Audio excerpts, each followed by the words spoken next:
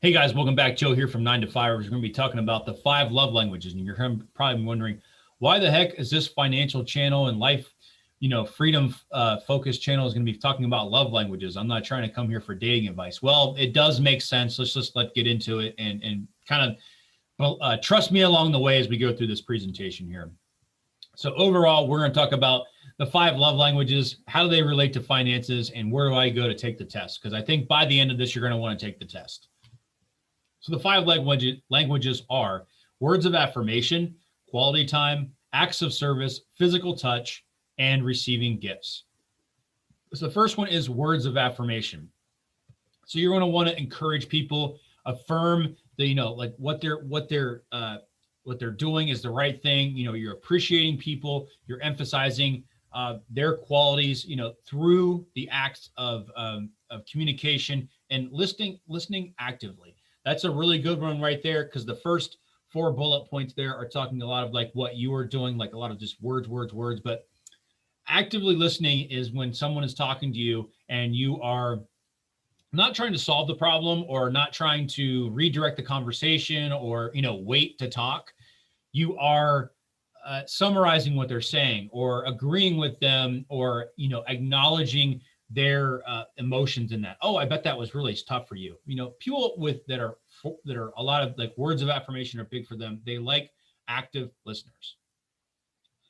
So how can you be someone that is good at showing that that you understand that the other people have words of affirmation as their highest love language? Well, send an unexpected note or a card to someone and generally encourage people often. I've noticed that when I am talking with my wife and she and words of affirmation is big for her, if she is stepping out into an area where she's a little bit unsure or a little bit nervous about moving forward and she's just kind of unsure of herself if she's going to do well or not, I always try to give positive encouragement. And whenever she is in the process of doing something, I will always actively try to encourage her and be like, I've noticed that, when you've been doing this, like I've noticed growth in this different areas. And I can tell that you're doing well. And that comes from an honest place too. I'm not just blowing smoke. The next one is quality time. This generally is uninterrupted and focused conversation. One-on-one time is critical for people that enjoy quality time. So, my wife and I both have a level of quality time, and that could be where we go out on a dinner date without any children running around screaming, and we get to sit there and have a conversation about adult stuff. It doesn't have to do like, hey, make sure we get some diapers, and hey, make sure that the toys get all cleaned up, like not that type of level of conversation, but we talk about adult type stuff, like what's going on in your life, what's going on in my life. We try to stay away from business when we're talking about this, but this is great at a very small table at a restaurant where we're looking across the table from each other, and that's it. So quality time, it could be, at a dinner date, it could be just going out and walking on a trail together and having a conversation there, but it's one-on-one. It's focused and it's definitely uninterrupted. So no phones are popping up in this conversation at all. So create special moments together. This doesn't actually mean that you have to go out and spend a bunch of money. I mean, yeah, you could do a long weekend and a getaway, which is great. But also you can spend some time just at the end of the night when it's all quiet, the house is kind of settled and it's dark outside and the TV is off. You can kind of spend maybe 15, 20 minutes to say, hey, how was your day? Let me hear about your day. And then you go back and forth and just kind of focus. And it's really about the focus and the lack of distraction. Everything is just like zeroed in and you're actively listening to the person. Very, very important. Acts of service. This is my big one. I'm a very, very busy person and I used to work 80 hours a week, and you're looking for always looking for the person like, hey, I'll help. I can take care of that for you. What can I do to help? Work disappears without praise. I always love that. When I come home and I know mentally from a long day of work, I know like, okay, we haven't done dishes in like a day and a half. So there's a pile of dishes there that need to get done. And I show up and they're just all gone and the counter's clean and nobody brings up the fact that like, oh, by the way, I got the dishes done. I'm a hero. They're just gone. People that are acts of service focused, they notice that to a very, very high level. I know that my wife got those dishes done for me. She took time out of her busy day to knock those dishes out for me, for an act of service to come home, that knowing that my husband is going to want to come home and he's not going to want to do dishes, but I did them for him, and it was great. An act of service for me to my wife is when, if my son has been up all night crying for whatever reason, I will, and she's been up all night dealing with him. When it's morning time and I get up at, say, 6 a.m., and my wife is like, oh, I guess I got to get up too. Like, I'll just go, stay in bed. I'll take care of this. Sleep in. And she will sleep in till 10 a.m. Because she didn't get any actual sleep during the actual night when you're supposed to sleep. And she will sleep in really late because she works second shift. And then she gets up around 10:30. She gets up, without an alarm and naturally. And she's like, oh, I feel so much better. Oh, man, he was a pain in the neck last night. I'm like, yep, I got his breakfast done. I've already changed his diaper, and he's good to go. I'm going to go to work now. And but other than that, he's ready to go. That's an act of service that I can show to my wife. I'm not asking for praise. I'm basically just giving her a bullet point of what's done so she doesn't have to worry about it. If she knows the diaper's done, he's been fed, and he's over there playing in a corner, she can basically get up and just spend some time on her. She doesn't have to worry about, oh, I got to change his diaper, that type of stuff. It's just a quick bullet point. I give her a kiss and I go to work and move on. So acts of service are a big one for me. And you should be able to pick out, when you take this test, the different questions that are asked. I'll give you the link at the end here of which one yours is. And they change over time. So getting chores done, pitching in to get the work done, take things off the other person's plate, and getting something out of the way. That's important. If it's as little as getting the mail for the other person, that works out too. So receiving gifts. This could be a dollar amount, but more often, the thought is what really counts. And surprises are a good thing here. Me personally, I am anti-surprise. I don't want surprises anywhere in my life. I just don't like surprises. But my wife, she was really big on receiving gifts. That was her big love language back then. It's since changed now, but you could go out and spend an exorbitant amount of money on a present for her, and yes, she would really like it and she would really enjoy it.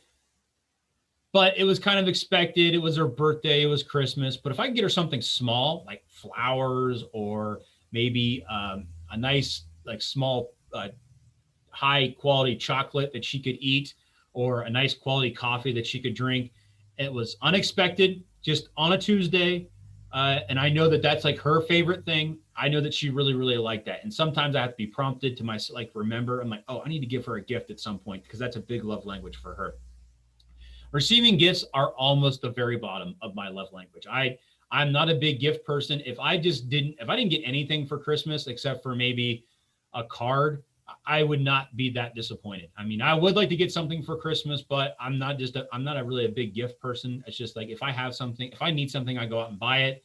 And I'm not really too much into the, I really like to have this, or I really like to have, that's just not my personality type. But my wife loves surprises. She loves getting little treats, and she sees that my act of love is that the gift that I got her was what she wanted. And when I say a low dollar amount, you could literally go to, let's say, Chipotle, and I get her a burrito bowl exactly the way that she wants it without me having to ask her what she wants on it, and I bring it home. She gets elated with that. Now, that was super cheap. It was super, just kind of off the cuff. I did it.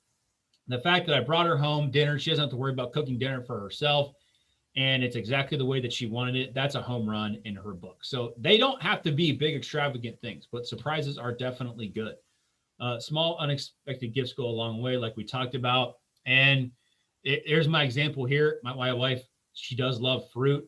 If I stop by a local fruit stand and picked her up something like a pomegranate or something that she really liked, I was like, hey, I saw this pomegranate. I know you love pomegranates. So I just picked some up. Like, how much do pomegranates cost? Are they like 20, 30 dollars? No, they're just like a couple of bucks, whatever they are. I wouldn't really care. I would just pick them up, and like the thought that I knew that she liked that fruit, and I picked it up for her, and I saw it, I thought of her.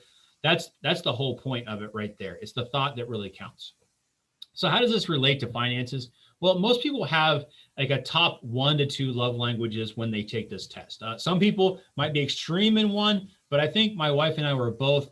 There's 5 of them total. I think that I had 2 that were close. Acts of service was my number 1, and I think quality time was my number 2 when I took this test. And gift giving was a high for my wife at the time when she took the test, and then I believe words of affirmation was her second. And if you know your spouse's or your significant other or a good friend, your parent, a loved one's top love language, then you know what to do for them to make them their happiest. And just shucking out a bunch of money for someone to say, hey, you can really tell I really like you because I spent a lot of money on you. Like that doesn't necessarily equate to like, oh, that person really does like me. They will bring the most impact 100%. If you gave me a gift, I would say thank you. I would appreciate it. But if you mowed my yard for me, and I would be like, you are my best friend. Like I came home after a long day. I know I had to cut the grass, but I came home and it was all cut and it was all done. That is way better. If you took 20 minutes to cut my grass versus spending $200 on a gift for me, I would be so happy that you cut my grass versus a $200 gift for sure. Finances equal investments. Okay. Yeah. All right. Got it. Investing in good people makes good financial sense. And I'm saying this too, that if you have a business and you have contractors and you have subcontractors and people that are maybe they're employees, maybe they're not employees, just handing out a bunch of gift cards to people doesn't really mean that it shows that you care, but it doesn't show that you care on the level that you actually know who that person is. And I'm not saying that people that just give out gift cards are bad people. They're not trying. They're definitely trying, but you can take it to another level. And speaking of good team members, on a regular basis, asking you can guess almost what someone's love language is if you ask the right questions or you see them in certain circumstances a lot. You'll get the best results from them. They will always come to you first if you have work for them. They will take care of your issues first, and that's the best retention rate, hands down. So where do you take this love languages quest? Well, right there is the site there. It's free. It's a question test, and it's a personality test, so you can't answer it wrong. Just answer it honestly. If you don't answer it honestly, then yeah, you failed the test. But there's no way to fail the test unless you lie. So take that test, have your spouse take that test, have people around you take that test, and then share the results. Was it a surprise? Were you surprised at your answers? Were you surprised at your spouse's answer? Were you completely off with their love languages? Let us know down in the comments. We really appreciate it. Go back there and pause the video if you need to get the copy and paste that. But I highly recommend taking that test, saving it in your favorites folder, and picking up the book. I don't really have an affiliation with the 5 love languages. I don't get anything from them if you buy a book because I sent you to them. I'm just sending it out there because I think it's an amazing product, and I really, really endorse it as much as I possibly can because it's had a positive effect in my life. So thank you guys so much. Please like, comment, and subscribe. And if you're on Facebook, check us out at 9 to 5ers. Thank you so much. Have a good day.